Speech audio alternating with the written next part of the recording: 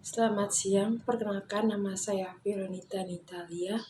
Di sini saya akan menjelaskan tentang Arianisme dan Nestorianisme. Yang pertama ada Arianisme. Arianisme dinamakan berdasarkan Arius, seorang guru dari awal abad keempat Masehi. Salah satu perdebatan yang paling awal dan mungkin paling penting di antara orang-orang Kristen. Mula-mula adalah mengenai status keilahian Kristus. Apakah Yesus benar-benar adalah Allah dalam wujud manusia atau hanya makhluk ciptaan? Apakah Yesus itu Allah atau hanya serupa dengan Allah?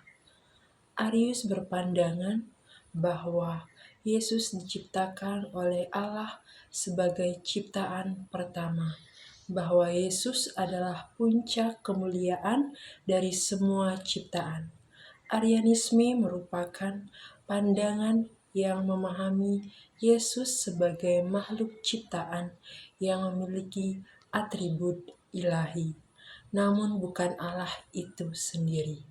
Arianisme salah memahami rujukan-rujukan yang menyatakan Yesus lelah dalam Yohanes bab 4 ayat 6 dan tidak mengetahui kapan dia akan datang kembali dalam Matius bab 24 ayat 36. Sulit untuk memahami bagaimana Allah bisa lelah atau tidak mengetahui sesuatu. Namun, menurunkan status Yesus sebagai makhluk yang diciptakan bukan jalan keluar. Yesus merupakan Allah yang sempurna, sekaligus manusia yang sempurna. Yesus tidak menjadi manusia sampai saat dia berinkarnasi. Karena itu, keterbatasan Yesus sebagai manusia tidak mempengaruhi sifat keilahian atau kekekalannya. Kesalahan penafsiran kedua yang terbesar dalam Arianisme terkait arti dari yang sulung dalam Roma bab 8 ayat 29, juga Kolose bab 1 ayat 15 sampai 20. Para penganut Arianisme memahami yang sulung dalam ayat-ayat ini sebagai momen Yesus dilahirkan atau diciptakan sebagai ciptaan pertama. Bukanlah demikian yang dimaksudkan Paulus. Yesus sendiri menyatakan keberadaan dan kekekalannya dalam Yohanes bab 8 ayat 58 dan juga 10 sampai 30.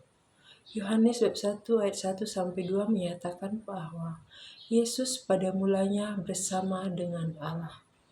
Pada zaman dulu, anak sulung dalam keluarga memiliki tempat yang terhormat. Dalam pengertian inilah Yesus disebut anak sulung Allah. Yesus merupakan anggota yang terhormat dalam keluarga Allah. Yesus adalah yang diurapi, sang penasihat ajaib, Allah yang perkasa, Bapa kekal, Raja damai, dalam Yesaya bab 9 ayat 6.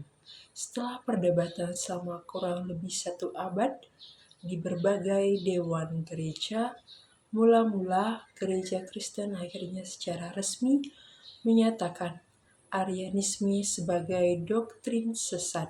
Sejak itu, Arianisme tidak pernah lagi diterima sebagai doktrin yang dapat dipercaya dalam iman Kristen. Namun, Arianisme belum mati. Arianisme terus bertahan dalam berbagai bentuk. Saksi Yehova dan Mormon menganut paham yang mirip sekali dengan aliran dalam hal natur Kristus. Sama seperti gereja, mula-mula kita harus menolak segala serangan terhadap keilahian Tuhan dan Juru Selamat kita, Yesus Kristus. Yang kedua ada Nestorianisme, adalah doktrin atau ajaran yang mengajarkan bahwa Yesus eksis sebagai dua pribadi, yakni sebagai manusia, Yesus, dan sebagai putra Allah atau Logos, bukannya sebagai satu pribadi yang tunggal. Doktrin ini dikaitkan dengan Nestorius, Patriark Konstantinopel. Pandangan mengenai Kristus ini dikutuk dalam Konsili Efesus tahun 431, dan konflik mengenai pandangan ini mengakibatkan skisma Nestorian yang memisahkan gereja Timur Assyria dari gereja Bizantium. Nestorianisme muncul dalam gereja pada abad ke-5 karena adanya upaya untuk secara rasional menjelaskan dan memahami inkarnasi dari Logos Ilahi, pribadi kedua dari Trinitas Maha Kudus, sebagai manusia Yesus Kristus. Nestorianisme mengajarkan bahwa esensi kemanusiaan dan esensi kelahiran Kristus itu terpisah, dan oleh karena itu ada dua pribadi, yakni pribadi manusia Yesus Kristus dan pribadi Logos yang ilahi, yang berdiam dalam manusia Yesus Kristus itu.